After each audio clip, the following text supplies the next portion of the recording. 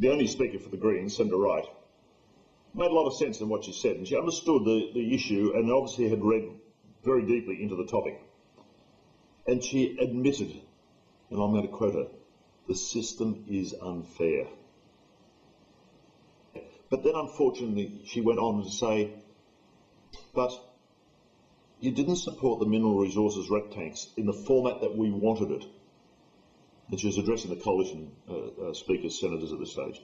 She said, you wouldn't support what we wanted, the mineral resources rent tax, so we didn't support you in your amendment that you called in 2011 in the Senate to fix this. Oh, I find it frustrating. I really do. Here we have in the Parliament, Oakeshott, Windsor, Catter, Wilkie. You've got Senator Wright in the Greens, and the Greens knowing it's wrong. You've got the Coalition knowing it's wrong. You've even got members in the Labor Party knowing it's wrong. And I think back to the letter that was written in 2009 by 4 Labor politicians to then the Minister for Finance, Lindsay Tanner. They spelled out very clearly that A, we're not honouring what we said we're going to do before we came in 2007. We now have a new indexation called the Pensioners Beneficiary Living Cost Index. Use it and let's start indexing the military pensions fairly. I think they got told that they shouldn't write letters like that, unfortunately, but they were telling the truth. Here's Senator Wright, she's telling the truth. She knows it's unfair. We need the parliamentary representatives of us to stand up and do the right thing here and fairly index the military superannuation so that purchasing power is retained. So the MPI was interesting. 7 speakers, 6 of them speaking directly to the MPI, 1 electing to raise some very important issues about the onus on government to do the right thing because of that unique nature of military service. We heard people who didn't understand what a defined benefit means, and they were blaming the troops for something that they didn't set up, that the government of Australia set up, because back then in 72 and 73, they understood the unique nature of military service and they understood the important part or important aspect of maintaining purchasing power. And they also understood that this is not a welfare system. Yet so often you get the feeling that a politician, A, is talking down to you, and secondly, is saying, we can't afford it. I'm sorry, it's not discretionary. It was defined by you, it was promised by you, you've got to deliver it. There's a wonderful thing called the Future Fund. Now sure, it's not meant to start funding these so-called unfunded superannuation schemes until 2020, but right now there's over $7 billion sitting in cash to fund what it is that the government should be doing for the military superannuants.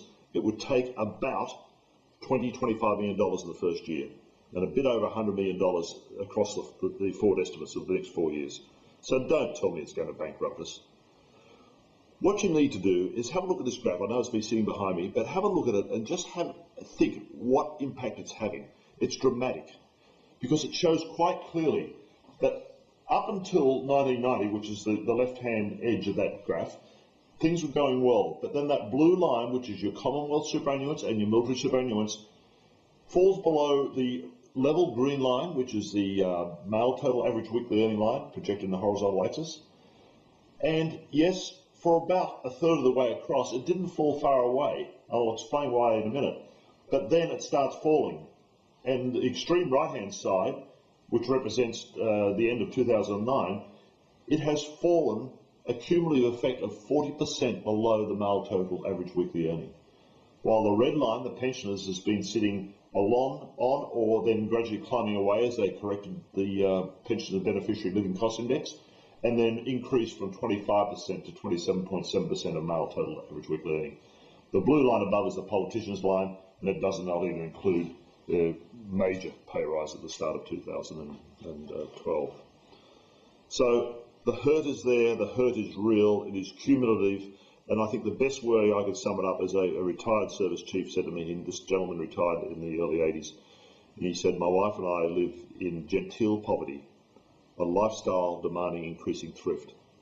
Isn't that sad that the so-called fat cats that some in the Labor community like to call the military. Even there it is, a service chief, the pinnacle of one of the three services in this country, and he and his wife are living in genteel poverty. That's the impact. That's the real hurt here. Real people are being hurt. If you'd like to know more, and you don't want to take it from me, then go to the Australian Bureau of Statistics web page. It's very good, and download this document.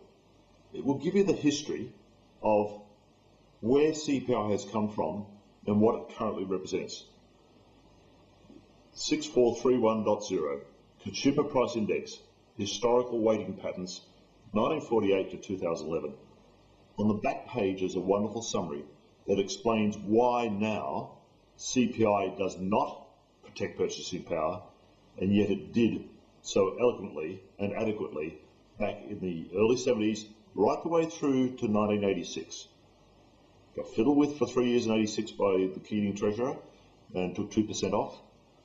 Got redefined in 89, and then the wage accord process started in 1991, and then, as you saw on that graph behind me earlier on, falling away from about 98. This document explains exactly why that happened.